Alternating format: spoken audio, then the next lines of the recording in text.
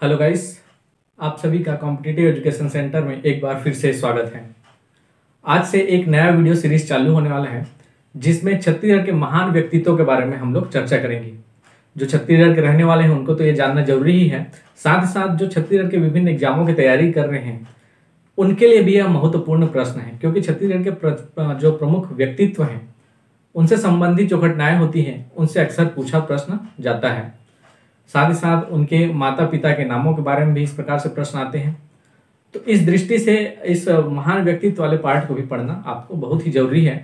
तो आइए आज छत्तीसगढ़ के महान व्यक्तित्व के संदर्भ में आज हम लोग छत्तीसगढ़ की प्रथम महिला सांसद मिनी माता के बारे में पढ़ने वाले हैं।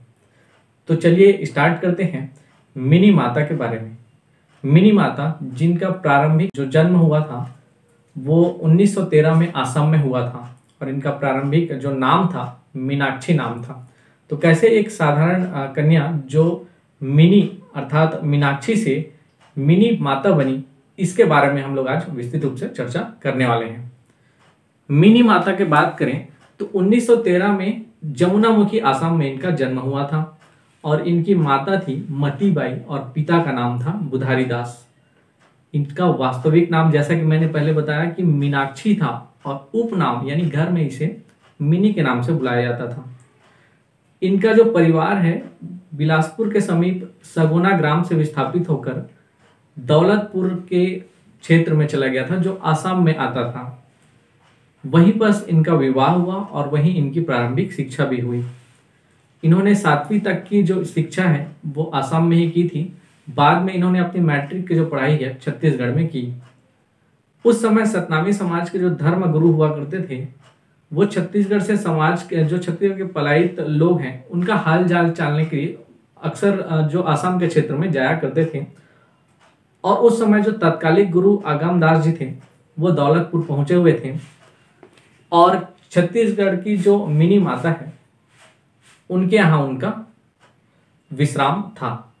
उन्होंने मिनी माता के समक्ष प्रस्ताव रखा विवाह का और इस प्रकार 1932 में उनका विवाह हो जाता है गुरु आगम दास के साथ। और गुरु आगम दास के साथ ही वे छत्तीसगढ़ में आ जाती हैं और इस प्रकार एक साधारण परिवार में जन्मी कन्या गुरु पत्नी होने के नाते गुरु माता के पद को प्राप्त करती हैं। वे गुरु के साथ साथ छत्तीसगढ़ वापस आती हैं और चूंकि उस समय जो गुरु आगम दास थे राष्ट्रीय कांग्रेस के पदाधिकारी थे और उनके राजनीतिक दौरों में मिनी माता अक्सर उनके साथ हुआ करती थी। 1952 में गुरु आगम दास जी की मृत्यु हो जाती है और उस समय वे सांसद थे।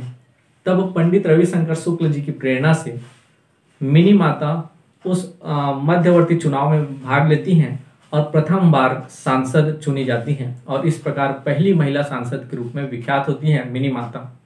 और इस प्रकार 1952 से लेकर 1972 तक वे सांसद रहती हैं।